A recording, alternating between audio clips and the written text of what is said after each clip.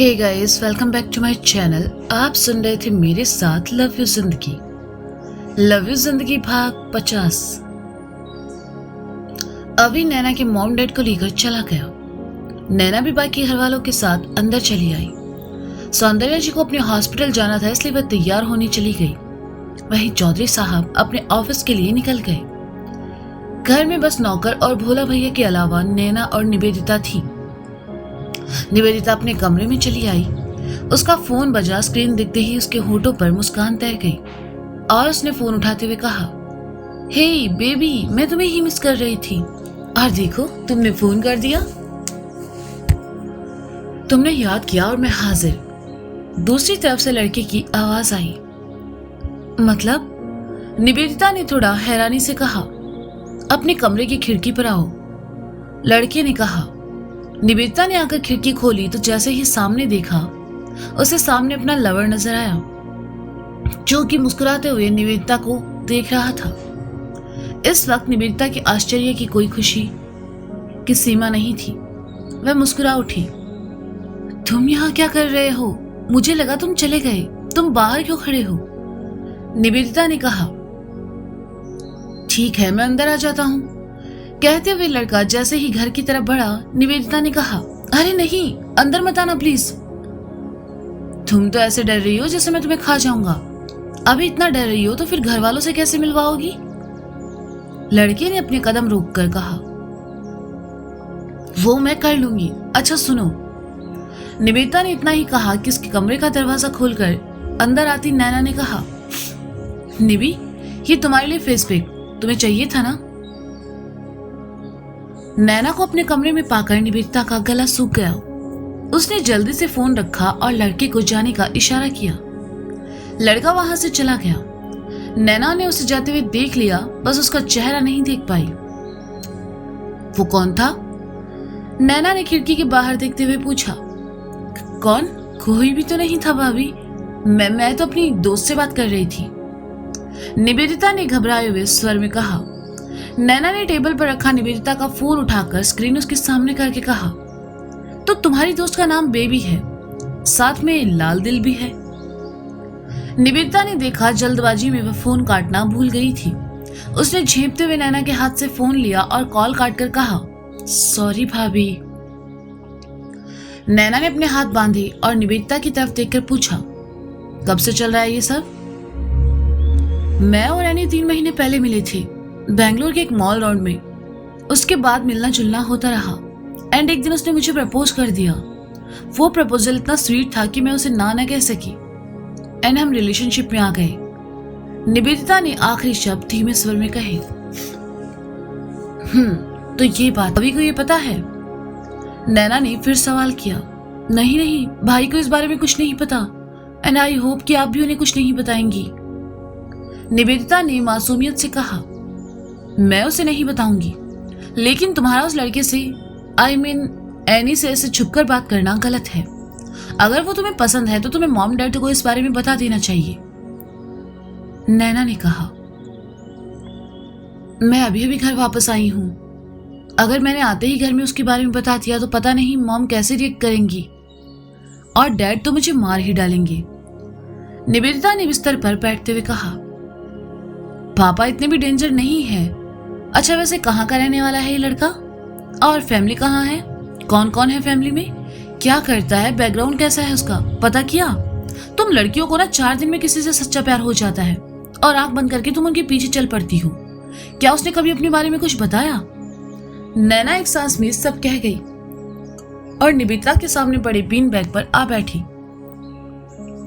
भाभी सांस तो लो, आप बिल्कुल किसी रिश्तेदार की तरह लग रही हो, निवेदिता ने नैना के चेहरे की तरफ देखकर कहा, जिस पर एक साथ कई भाव आ जा रहे थे।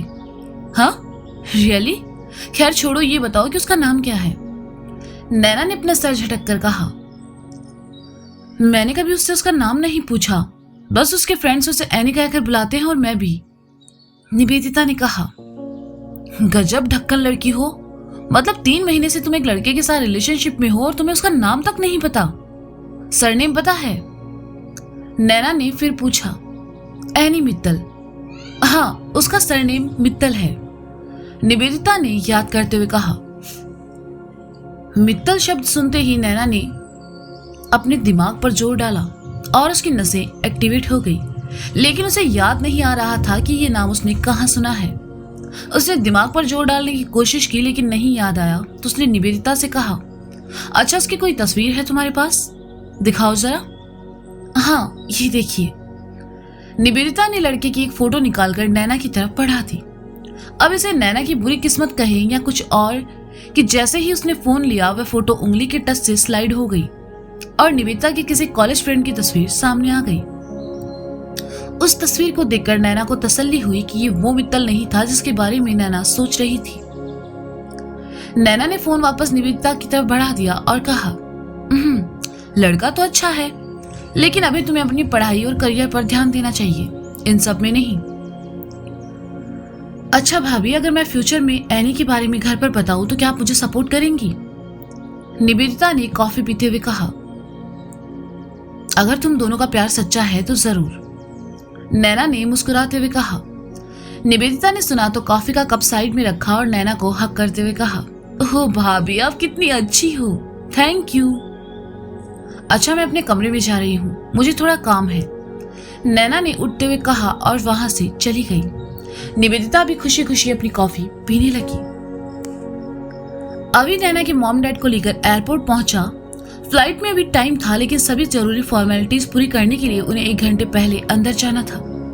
अभी ने विपिन जी और आराधना के पैर छुए और उन्हें वापस जाने को कहा।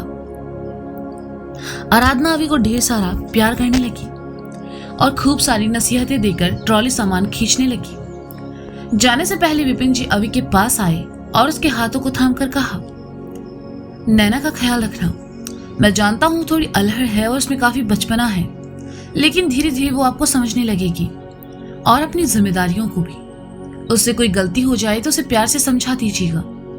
मुझे आप पर पूरा भरोसा है बेटा जी, और आप उसका साथ कभी नहीं छोड़ेंगे और नैना भी हमेशा आपके साथ खुश रहेगी।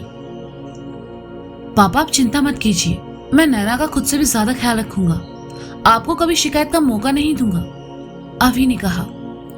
थैंक यू बेटा जी। अच्छा, नैना के साथ लखनऊ कब आ रहे हैं आप? विपिन जी ने पूछा। जल्दी आऊंगा पापा, अभी आने वाले टाइम में थोड़ा बिजी रहूंगा, लेकिन उसके बाद जरूर, अभी ने कहा। विपिन जी चले, देर हो रही है, आराधना ने कहा तो विपिन जी ने अभी की बाह थपथपाते हुए कहा, अपना ख्याल रखना बेटा जी, हम चलते हैं। आप दोनों भी अपना ख्याल रखना और घर पहुंचते ही फोन करना, अभी ने मुस्कुराकर कहा। कुछ देर बाद विपिन जी और आराधना वहां से चले गए। आशीर्वाद अपार्टमेंट, दिल्ली। मिस्टर शर्मा, सार्थक और शीतल तीनों ही अपार्टमेंट से बाहर गए हुए थे। घर में मिसेस शर्मा अकेले थी। मिसेस आहूजा ने उन्हें सोसाइटी का क्लब ज्वाइन करने को कहा और दोपहर में उसकी मीटिंग में आने को भी कहा, जो कि अपार्टमेंट के लॉन में ही थी। मिसेस शर्मा दोपहर का खाना खाकर लॉन में चली आई, जहां मिसेस आहूजा और गुप्ता के साथ अपार्टमेंट की कुछ महिलाएं और भी थी। सभी हम उम्र ही थी। लो, मिसेस शर्मा भी आ गई। अरे आइए ना मिसेस शर्मा, आपका ही इंतजार था, मिसेस आहूजा ने कहा तो मिसेस शर्मा सबके बीच चली आई। लॉन में एक बड़े से पेड़ के नीचे 3 बेंच लगी हुई थी। सभी वहां बैठ गई। चूंकि यह क्लब मिसेस आहूजा ने शुरू किया था, इसलिए हेड तो वही थी। फिर भी उन्होंने उठकर सबसे पहले सबका वेलकम किया और फिर कहा, इस क्लब का नाम होगा आशीर्वाद विमेन राइट्स क्लब और मैं चाहूंगी इसके अध्यक्ष मिसेस शर्मा हो। मिसेस आहूजा के मुंह से अपना नाम सुनकर मिसेस शर्मा को थोड़ी हैरानी हुई, तो कुछ महिलाओं का मुंह बन गया कि उन्हें अध्यक्ष क्यों चुना गया, जबकि ये बस मिसेस आहूजा की सोची समझी चाल थी। सभी आपस में खुसर फुसर करने लगी तो मिसेस आहूजा ने कहा, शांत हो जाइए, मिसेस शर्मा कोई परमानेंट अध्यक्ष नहीं होगी, बल्कि हर महीने अपार्टमेंट में वोटिंग के हिसाब से अध्यक्ष बदलता रहेगा, जिससे क्लब की रौनक बनी रहे। इस बार मिसेस आहूजा की बात सबको थोड़ी पसंद आई और उन्होंने मिसेस शर्मा को अध्यक्ष के रूप में चुन लिया। मिसेस शर्मा भी इस बात से खुश थी कि 1 महीना अपर लीडर की तरह काम करेगी। सभी साथ बैठकर क्लब को लेकर चर्चा करने लगे और बातों ही बातों में कई सारी समस्याएं सामने आई, जिनका हल ढूंढना था। मिसेस शर्मा ने तय किया कि सभी क्लब मेंबर मिलकर फ्री टाइम में रोज सोसाइटी की एक समस्या का निवारण करेंगे। सभी को मिसेस शर्मा की बात पसंद आई, लेकिन अपार्टमेंट की ही एक महिला ने उठकर कहा, मिसेस शर्मा, पहले आप अपने घर की समस्या तो हल कर लीजिए, इसके बाद अपार्टमेंट की समस्या के बारे में सोचिएगा। महिला की बात सुनकर साथ बैठी कुछ महिलाएं खीखी करके हंसने लगी, तो मिसेज आहूजा भी मुस्कुराए बिना न रह सकी। आप कहना क्या चाहती हैं? मिसेस शर्मा ने उस महिला से पूछा। यही कि आपसे अपनी बहू तो संभल नहीं रही, क्लब की जिम्मेदारी कैसे संभालेंगी? महिला ने फिर कड़वाहट भरी लहजे में कहा। मिसेस राय, सोसाइटी के क्लब में ये घरेलू बातें मत लाइए, मिसेज आहूजा ने कहा। क्या मिसेज आहूजा, आप तो समझदार हैं, आप ही बताइए एक अनपढ़ शिक्षक बच्चों को कैसे पढ़ाएगा? मिसेज राय ने मिसेज शर्मा को ताना मारते हुए कहा। मिसेज राय, मुझे अपने बच्चों को संभालना अच्छे से आता है, उसके लिए मुझे आपकी यहाँ सोसाइटी के लोगों की एडवाइस की जरूरत नहीं है। मेरी बहू को अच्छे संस्कार मिले हैं, उसे सोसाइटी में कैसे रहना है ये उसे अच्छे से पता है, मिसेज शर्मा ने कहा। वो तो सब जानते हैं मिसेज शर्मा कि आपकी बहू कितनी संस्कारी है। सोसाइटी के लोगों को मुंह पर जवाब देना, किसी से सीधे मुंह बात तक नहीं करना, यही तो संस्कार है उसके, मिसेज राय ने मुंह बनाकर कहा। मिस्टर शर्मा ने सुना तो उन्हें गुस्सा आया और उन्होंने थोड़ा गुस्से से कहा, तो आप लोग ऐसी हरकत करते ही क्यों हैं कि मेरी बहू आपको उल्टे जवाब दे? पहले अपनी हरकतें सुधारिए, उसके बाद किसी के बारे में बात कीजिएगा। शांत हो जाइए मिसेज राय और मिसेज शर्मा, अगर आप लोग आपस में ही ऐसे झगड़ेंगे तो फिर हो गई समस्या हल, मिसेज आहूजा ने दोनों के बीच आकर कहा। मिसेज आहूजा की बात सुनकर दोनों खामोश हो गई। अगले ही पल शीतल हाथ में एक बैग लिए उधर से गुजरी। मिसेज शर्मा की नजर उस पर चली गई तो मिसेज आहूजा ने देखा और आकर मिसेज शर्मा से कहा, लगता है शीतल बाहर से आई है, वैसे उसके हाथ में ये बैग कैसा? अरे मिसेज आहूजा, होगा कुछ पर्सनल, अब बहुत सास को हर बात बताए जरूरी तो नहीं है ना, मिसेज गुप्ता ने कहा। तो मिसेज राय हंसने लगी। उनकी हंसी मिसेज शर्मा को चुभने लगी और वह बस शीतल को जाते हुए देखती रही। बीकानेर मोंटी का घर। रुचिका और मोंटी के बीच तनाव का माहौल बन चुका था। दोनों ठीक से एक दूसरे से बात तक नहीं कर रहे थे। रुचिका सुबह बिना नाश्ता किए ही बैंक चली गई। मोंटी भी इस बार रुचिका के इस बर्ताव से थोड़ा नाराज हो गया और मन बना लिया कि वह रुचिका से आकर बात नहीं करेगा। दोपहर में किचन एरिया में खड़ा मोंटी अपने लिए खाना बना रहा था। उसे ज्यादा भूख नहीं थी, इसलिए कुछ वेजिटेबल्स के साथ उसने नूडल्स बनाने का सोचा। मोंटी सब्जियां काट ही रहा था कि डोरबेल बजी। इस वक्त कौन आया होगा? सोचते हुए मोंटी ने अपना एप्रन उतारा और दरवाजे की तरफ चला आया। मोंटी ने जैसे ही दरवाजा खोला, सामने खड़ी माला को देखकर हैरान रह गया। साथ ही उसे थोड़ा गुस्सा भी आया कि माला अब उसके घर तक चली आई थी। मोंटी ने जैसे ही दरवाजा बंद करना चाहा, माला ने कहा, दरवाजा बंद मत करो मोंटी, मुझे तुमसे बात करनी है। माला, मैं तुम्हें कैसे?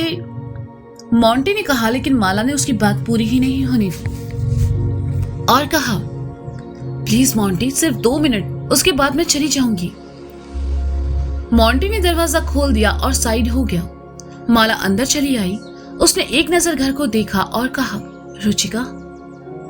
वो बैंक में है, मोंटी ने सहजता से कहा, जबकि अंदर ही अंदर उसका दिल किसी अनहोनी के डर से धड़के जा रहा था। माला मोंटी की तरफ पलटी और कहा, मैं यहां तुमसे माफी मांगने आई हूं मोंटी। मोंटी ने सुना तो उसे हैरानी हुई। उसकी बढ़ती धड़कनें अब सामान्य हो चुकी थी। वह खामोशी से माला को देखता रहा। मोंटी को खामोश देखकर माला ने आगे बोलना शुरू किया, हाँ मोंटी, मैंने जो तुम्हारे और रुचिका के साथ किया उसके लिए मैं बहुत शर्मिंदा हूँ और तुम दोनों से माफी मांगने आई हूँ। कल तुम्हारी बात सुनने के बाद मुझे ये एहसास हुआ कि मैं चाहे कितनी भी कोशिश कर लूं, मैं तुम्हें हासिल नहीं कर सकती। तुम्हारे लिए मेरा प्यार सिर्फ और सिर्फ मेरी जिद था। ये एहसास कल तुमने मुझे दिलाया। तुम एक बहुत अच्छे इंसान हो मोंटी, लेकिन मैंने हमेशा तुम्हारा दिल दुखाया। तुम मुझे माफ करोगे या नहीं मैं नहीं जानती, लेकिन मैं सच में बहुत शर्मिंदा हूं। मोंटी अब भी खामोश था। माला ने एक गहरी सांस ली और अपने पर्स से लिफाफा निकालकर मोंटी की तरफ बढ़ाते हुए कहा, ये तुम्हारा रिजाइन लेटर है।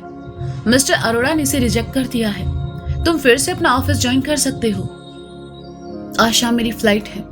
और मैं हमेशा के लिए इस शहर से तुम्हारी जिंदगी से जा रही हूँ। हो सके तो मुझे माफ कर देना। माला की आंखों में पश्चाताप के आंसू थे और मोंटी उन्हें साफ देख पा रहा था। आज पहली बार उसे माला की बातों में सच्चाई नजर आई। उसने लिफाफा लिया और उसे फाड़कर पास पड़े टेबल पर रखते हुए कहा, मुझे इस नौकरी की जरूरत नहीं है माला। मिसेज अरोड़ा ने अब तक सिर्फ अपने फायदे के लिए मुझे इस नौकरी पर रखा था, मेरी काबिलियत देखकर नहीं। मैंने तुम्हें माफ किया, जो हुआ उसे भूल जाओ और अपनी जिंदगी में आगे बढ़ो। तुम बहुत अच्छे इंसान हो मोंटी। कहते हुए माला की आंखों में भरे आंसू उसके गालों पर लुढ़क आए। मोंटी को यह अच्छा नहीं लगा तो उसने पास पड़े बॉक्स से टिश्यू उठाकर माला के आंसू पोंछते हुए कहा, तुम्हारे आंसू बहुत अनमोल हैं, इन्हें मुझ जैसे इंसान के लिए बिल्कुल मत बहाओ। दरवाजे पर खड़ी रुचिका और मोंटी की नजर जब एक दूसरे से मिली तो रुचिका का दिल टूट गया। तो दोस्तों ये था लव यू जिंदगी भाग 50। इसका अगला भाग आप ही सुनेंगे मेरे साथ। तब तक के लिए शुक्रिया, बाय, अपना ख्याल रखिए और हाँ, सुनते रहे लव यू जिंदगी सीजन 2 मेरे साथ। बाय।